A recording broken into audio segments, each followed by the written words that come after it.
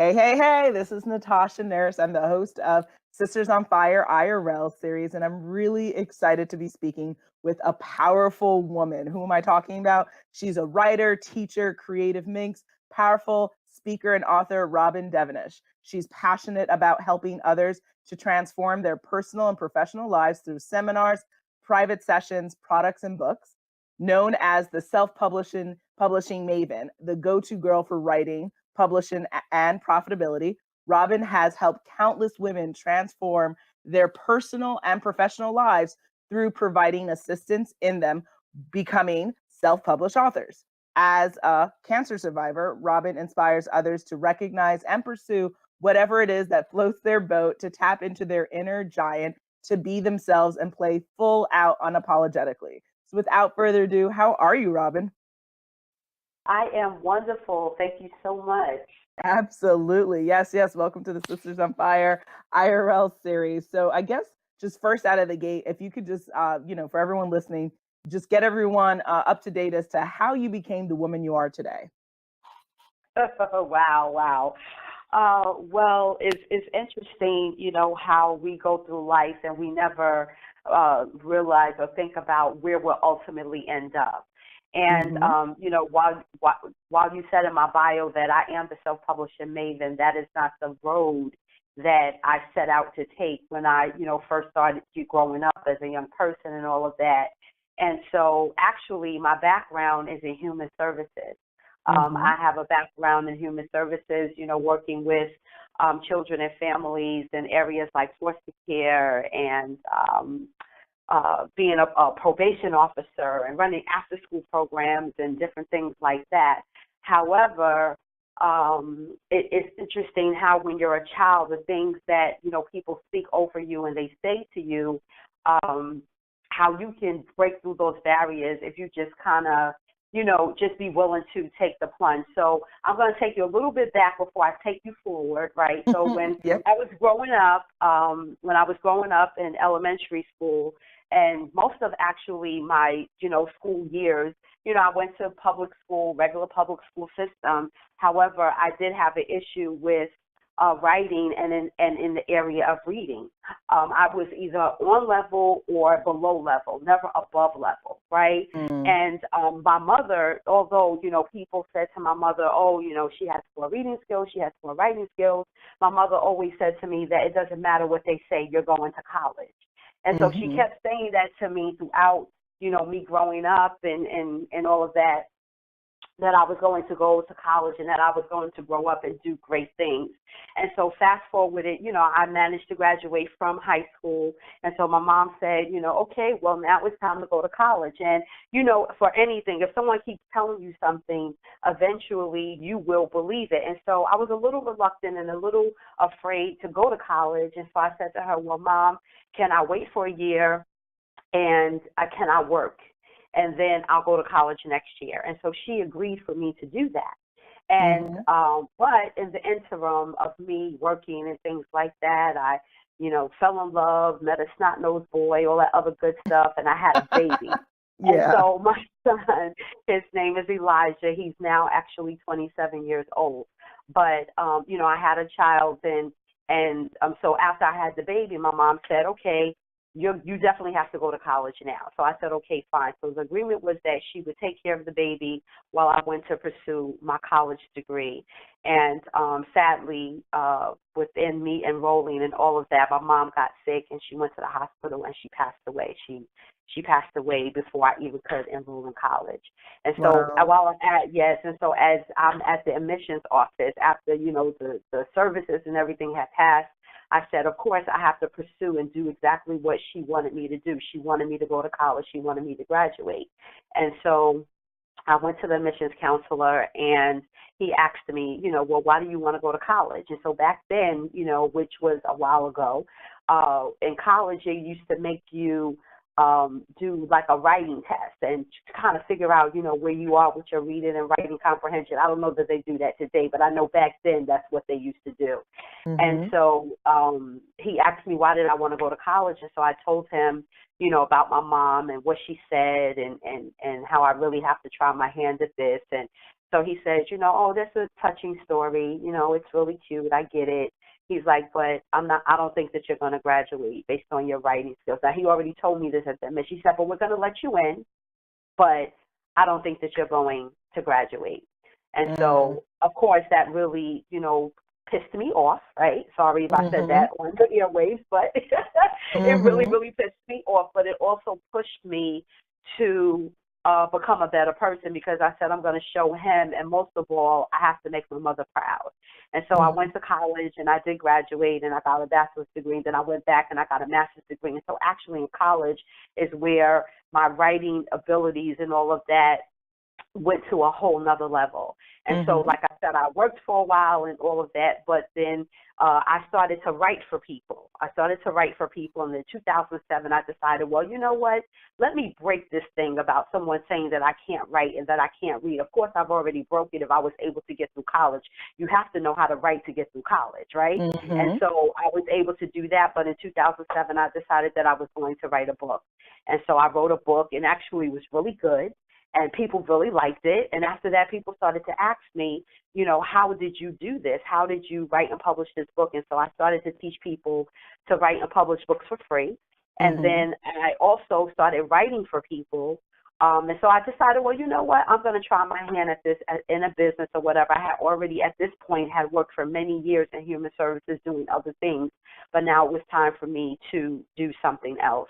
And so as I'm moving into business and all of that good stuff, in the middle of that happening, I was diagnosed with breast cancer.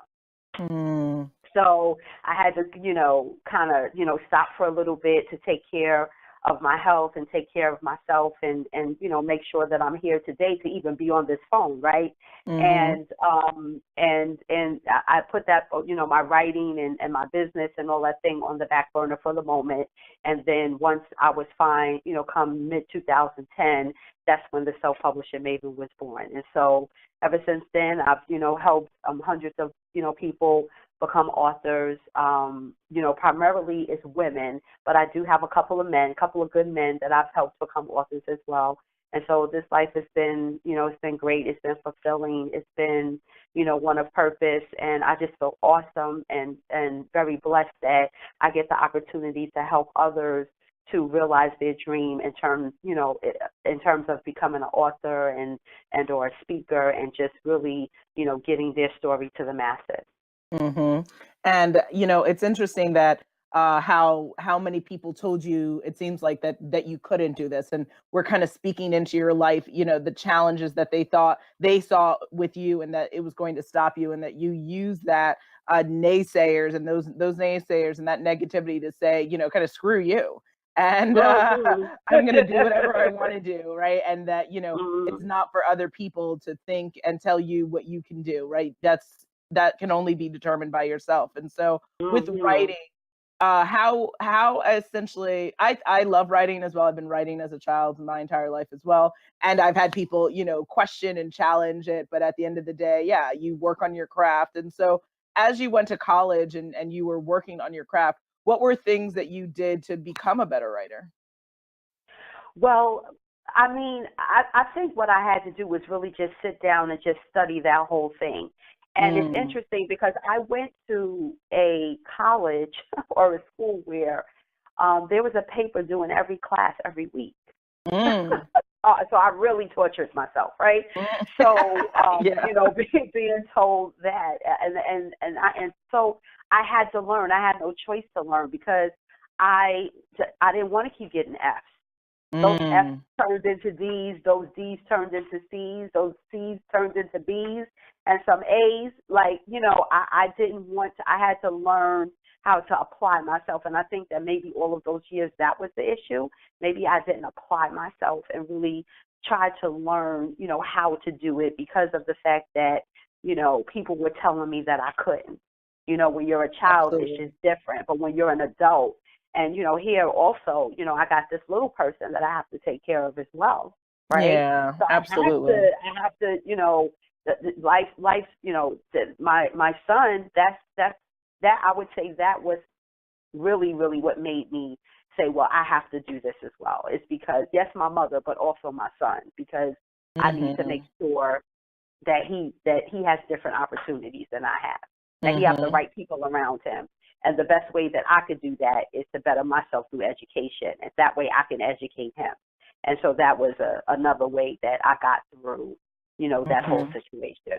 Mhm. Absolutely. And, I don't know if you've read Damon John's book, The Power of Broke, but there is, that immense power of when you have to do something, when your back is against the wall, you can only push forward, right? You can only go forward in life. And yeah, and having responsibilities puts that fire under you, right? Because yeah, your son, he's not a toy. Like he has to eat, he has Mhm. to sleep, he Mhm. has to live, right? And that's your Mhm. responsibility as a parent. So it's that, Mhm. sometimes the challenges, really mold us to be the better human beings than we even thought we could be, which is, it's hard when you're going through it because you're like, man, this is Mhm. not for the faint of heart, right? The struggle is real, as they like to say.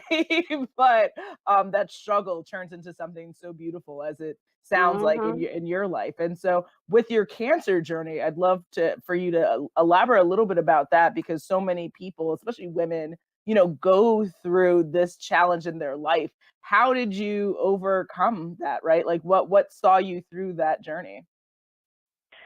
Uh, wow.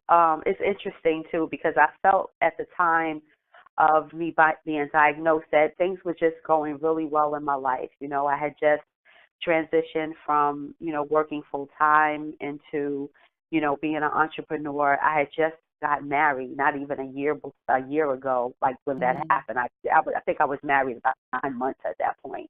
mm, When I was diagnosed. But I think for me, what got me through cancer, for one, of course, is God. But also, I think because I wanted to stay in a positive place.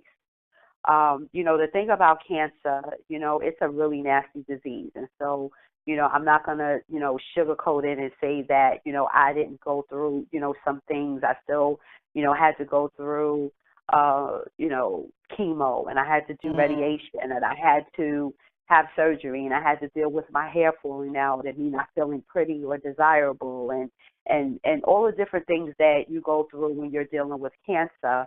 However, I had a goal, and that was to live, and that was to stay in a positive place. And so, even if it was something, as simple as subtle as, just making my face up so I could just feel good that day, mhm, and mhm, or just being around things that were positive, staying active. One of the things about chemo is that it takes so much of your energy, and you want to sleep all the time. And mm, I, made it my business to not be that type of person. I didn't want to sleep all the time. I didn't want to, now sometimes, there was times where the medicine really, did a work on me, but I still, had to push through. I think another way that I got through it was because I had to cut some people off. mm, Because the thing about, being sick is that, people come around you with that spirit of sorrow on them. And so mhm, if you were around me and I felt it, I would say, listen, you need to get it together or you can't be around me. It's just that mm, simple. Like, I want you to empathize with me. Of course, if you want to help me, if you want to be there for me, that's fine. But I need you to check your spirit at the door because I don't mm, need that, because I need to live. I need to live because I still have this. I have my son. He's an only child. I'm all he has. mm. At that point that I was diagnosed, his father had just died a couple of months before that because of cancer as Wow. well. So I needed to be able to live. I need to be able to live because I just got married. So for me that's how I got it. And like I said, the spiritual part, just really, just trusting God, through the process, Mhm, and even just the navigation through the treatments and different things like that. So God, staying active, staying away from negativity, and always mhm. gravitating to the positive. So those are the four ways that I got through it. And so actually this year I'll be nine 9 years old this Wow. year. Mhm. That's amazing. And, I'm glad that you said that because so many people who are dealing with cancer in their family, they really forget that it's not about you, right? It's about the person Mhm. who's going through it. And even my own self, I have someone in my family dealing with it. And it's hard. It's hard to see a loved Mhm. one struggle. I mean, I like even talking about it can get very upsetting for me, but Yeah. it's not about me, right? It's about Mhm. that person. It's about making sure that that person has what they need to, like you're saying, to fight and to live. And, if you can't, yeah, control your emotions, if you can't put your issues in a bag and leave it at the door, then don't go through the door because it's Yes. not worth upsetting that person who's trying everything with as much energy as they can to not only fight the disease, but the treatment that's literally killing them to Yes. fight the disease. And then also have to deal with your baggage. Like, Felicia, Yes. bye, right? Like, we don't have time for this. Like, Yes, so, yeah, the crying and all that, and it's mhm, so interesting because I remember when I sent the text message to my friends because they knew that I was going through the process of testing to see if I had the big C word, right? mhm, Um, and I remember texting them and saying, okay, they say I have it, and I said, well, come to my house this Saturday. Come to my house, whatever, because I know that they all wanted to be around me to console me and everything, and we're so interested and I laugh at it now, and we laugh at it today, but I remember it was two of my friends particularly when they came in the door. I mean, they were so distraught, even to the point where mm, I had to take them to the bathroom and console them and be like, okay, you need to pull yourself together, like, what's up, like, they're like, oh, and it's funny now because I was just like, is this real? Like, here I am consoling them and they telling me that I have breast cancer and it's already kind of spread a little bit. Like, are they serious? yeah, But that made me realize how much I was loved. yeah, That right there. yeah, And so that's another thing that I tell survivors as well. Pay attention to the little things. Like, mm, even if you've been diagnosed, pay attention to the little things. Like, I had so many epiphanies and so many, I call brain bombs and realizations from me going through this journey in terms of just the kindness of people and how much people love me and just about purpose and understanding that time waits for no one, because actually there are some people that was diagnosed with me that didn't make it. mm, So instead of feeling sorry for yourself, how about turn that around and to make it into something where it's purposeful and it's something that you can leave your mark on this earth. So that's my goal now. My goal now is mm, that I want people to know I was here, right? mhm, I want people to mhm. know I was here, and what better way for me to do that is to help people to write their stories and to share my stories as well. A book is a way to let people know that you were here. Mhm, mhm, So absolutely. yeah. Mhm. And with Mhm. that, I would love to kind of switch gears to talk about with your journey as a professional author, as a speaker, as a motivator, and obviously a sister on fire. How has your journey been affected as a woman of color and yeah, as a woman and as a woman of color? My journey into entrepreneurship. Yeah, your journey as a writer, your journey as trying to make a mark in this world. How has that been affected by both parts of those parts of your identity? Well, I don't know that. I mean, I guess that in some ways I am affected, but I probably don't know it. Mm. If that makes sense. I believe Yeah. that there are just things out there where you could be affected, where people reject you, where people say that they don't want to be a part or be connected to you because of the color of your skin, but you may not even know it. Mhm. Uh, And if I could think of a particular, maybe something recently, I reached out to a company and I was having an event here where I live in New York, and I reached out to a particular company who actually I've used on a regular basis, and I have my clients use them on a regular basis, which is Traceable. And I was asking them for sponsorships, and so the gentleman, he, originally answered me, but then as time goes on, he just stopped answering me, Mm. and I don't know that if it was, because of who I am, but I know they give sponsorships because I see them online doing it all the time. So I think that in terms of my community, I guess you say the African American community, I can't say that I've necessarily been that effective. I think that, most of the people that I've come across, they've been pretty embracing. I do understand that I am not the only person that writes and helps people to publish books. And actually, I encourage, people to, do your due diligence, do your research and different things like that. You don't necessarily have to choose me, just choose somebody who has experience.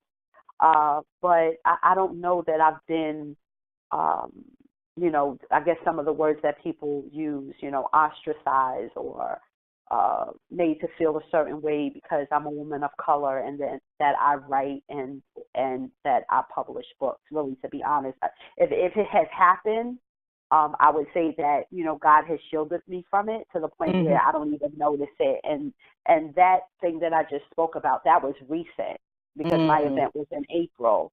But I just thought it was rather interesting that, he didn't respond. But also, too, I think that we have to be careful as well because we can't make everything about, it's because of I'm African American, because I'm Black, because I'm a woman.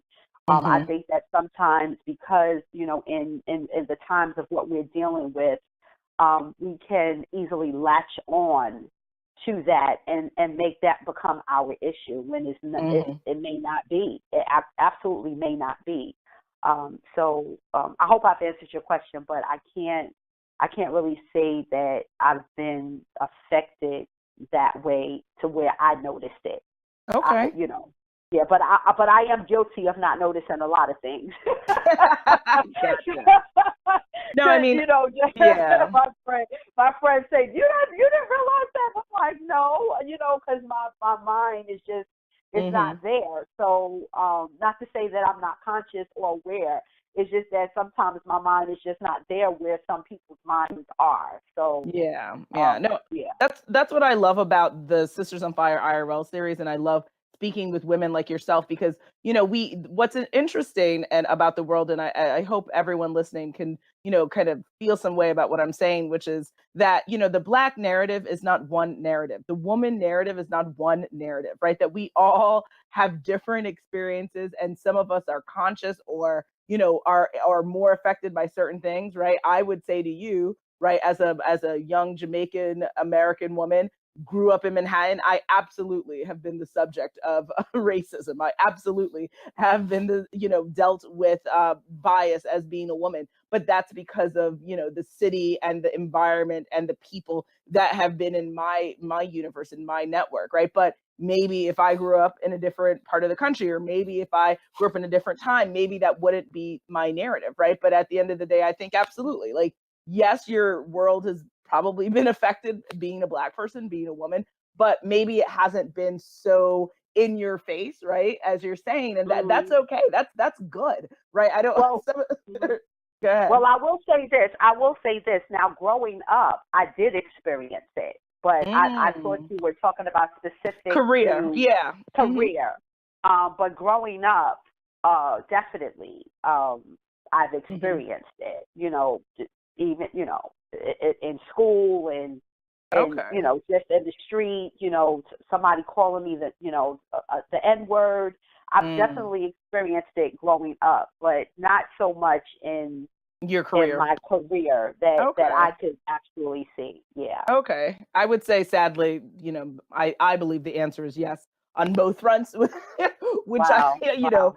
it is what it is, right? I think that Yes. everyone's narrative is different. Again, but what are we talking about? Challenges, those things that you deal with, they make you stronger. Maybe you might have a tear or two about it, but you have to fight back. That's the difference between being a sister on fire and not being a sister on fire, right? That you refuse to let any to let any bias, to let anything stand in your way, because life is too short not to fight for yourself, to not fight for what you want, and to fight for what you deserve, right? And so I guess the next question I would have would be, as a sister on fire, which I'm sure everyone listening can hear why you are a part of this series, what does that term mean to you, sister on fire? Sister on fire. What does that mean? A A sister on fire to me is relentless. Mm-hmm. A sister on fire is going to push through barriers. A sister on fire is focused. Mm. A sister on fire is resourceful. Mm-hmm. A sister on Mm-hmm. fire to me also is inviting. I think that, there is this air of words that people say that women can't work together, or that we can't be together, or we can't love on each other. And I think Mm-hmm. that's not true. Mm-hmm. And a sister on fire is inviting. She's friendly. She's looking out for her fellow sister to make sure that she's okay. It's not to say that you have to save the world. However, I'm talking specifically the people that are within your sphere of influence, the people that you're connected to. Mm-hmm. Uh, a sister on fire is easy. They're easy to give out compliments. Mm-hmm. It's not necessarily about how a person looks, but if it's something as simple as going into a person's inbox or their direct message, or texting them, just say, "I'm just texting you to let you know that you are simply awesome. You're a sister Mm-hmm. on fire." Mm-hmm. A sister on fire encourages. A sister on fire loves. A sister on fire is not about the drama. They're about the results. Mm-hmm. They're about the results. Mm-hmm. And a sister on fire, most of all, is a person that wants to have an impact and Yes. um, and change their little uh, corner of the world that they're assigned to. Mm-hmm. I Yeah, love yeah. that. That is probably one of the most beautiful definitions that I have heard for the series. So thank you for that. That's amazing. And so then the next thing I would say is, or ask, is who in your life, either personally or professionally, lives up to that amazing, beautiful definition that you just stated? Oh my gosh, that would be that would be first and foremost my friend tour, who I just adore, Lucinda Cross. Yes. Yes, she embodies all of that. My life has changed immensely by being mentored by her. Her sisterhood, her love, her genuineness to want to see other women succeed. Um, I just love her, and another thing that I just want to share too, that it's okay for us as Sisters on Fire to look up to people that are not our age. Mhm. Absolutely. Because Lucinda is younger than me, but Mhm. I look up to her because, this whole thing of business and I started late. I'm a late bloomer. I worked for a Mhm. lot of years before I transitioned into entrepreneurship. And so Mhm. she has been a great help in me doing that. So yeah, I would say Lucinda is the epitome of that sister on fire, and who I just adore her. I Absolutely. love it. I love it. And for everyone listening who doesn't already know, Lucinda Cross is a part of the Sisters on Fire IRL series. So, yes, you are in great company. And she is amazing. And her journey is so inspiring, as is yours. And I guess, you're very busy and you have a lot to do. So, I guess I just want to kind of wind everything down with the last couple of questions, which is first, if you have any like upcoming event or project, what would feel free to share that with everyone listening, or if you don't and you want to direct people to the best place where they can find you, what would be all those details? Okay, so starting in July, actually, I am doing what's called a Books and Brunch tour. Mm. Basically, I'm going to a few cities throughout the summer and the early fall, and we're going to talk about some books over brunch, publishing, branding, PR, sales. I'm going to have some special guests come to a particular city, and so we're going to sit together and break bread and get your questions answered. And if you're already an author, you definitely can attend as well. If you're Mm. having some struggles in any of those areas that I discussed. And we'll be putting some more information about that out very shortly. Mhm. And if you would like to know more about me, my services, what I have to offer, you are more than welcome to, visit my website at robinedevonish.com, robinedevonish.com. Robin, Robin, edevonish.com. I love it. That is amazing. And we actually should collaborate because I don't know if you're aware, but I have something called for my company, Dressing Roommate Book Club, where I read a book a Mhm. month. And I created this Mhm. because I wanted to hold myself accountable to the universe about reading, making sure that I read every month. And at bare minimum, I have to read one book. But my goal is really Mhm. like reading 5 books a month because I'm an Mhm. overachieving Virgo. And my inner my yaga won't allow me to not read that much because again reading is probably one of the happiest things I can ever do. It's something that my dad taught me is where you can live your life and escape and live into other people's lives, and nothing makes me happier than reading. So I would definitely love to talk to you more about that. And that sounds really, that tour sounds very, very exciting. So yes, for everyone listening, if you're looking to write your own book, if you're having troubles, please definitely reach out to Robin. I think she could be a really wonderful resource for you. And I guess what last minute words of wisdom do you have for either people listening who are looking to become a self-published author, and they're trying to figure out what does that mean for them? What does that journey look like? And then also for anyone who may be dealing with a challenge like cancer or some type of life obstacle where they are trying to get past this really tough moment, what would you say to that person? Okay. So under the publishing and writing part, I would say if you're writing, concentrate on completion and not perfection. The perfection can Mm, come later. If you're in the publishing process, I would say to do your research, do your due diligence, take the emotion out of it, mm, and pay attention to, because there's a lot of things out there that are not for you. mm, In terms of someone dealing with cancer, I would say keep the fire burning, keep the fire lit. Just mm, because you were told that you have cancer, don't let your fire go out because of it. Sometimes cancer comes for the purpose to shift us to our purpose, mhm, to shift us in a different direction, and be mindful and be open to figure out what that direction is, mhm. and you'll be fine. But don't let the fire go out, and be willing to let go of those people, places, and things that are trying to kill your fire.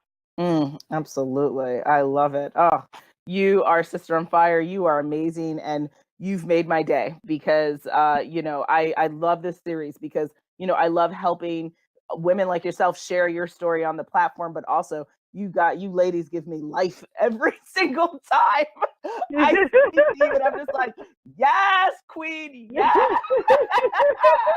I love it. I love Yes, it. it's like church. It's just so amazing. I'm just like, oh God, I am so blessed. So thank you. You literally Well, thank you. I appreciate the opportunity for you introducing me to your platform. Thank you so much. absolutely thank you. And I know everyone truly listening is just so thankful for your story and your honesty and your gems. You shared some really interesting wisdom, and I think that so many people will really benefit from that. So thank you, thank you, thank you.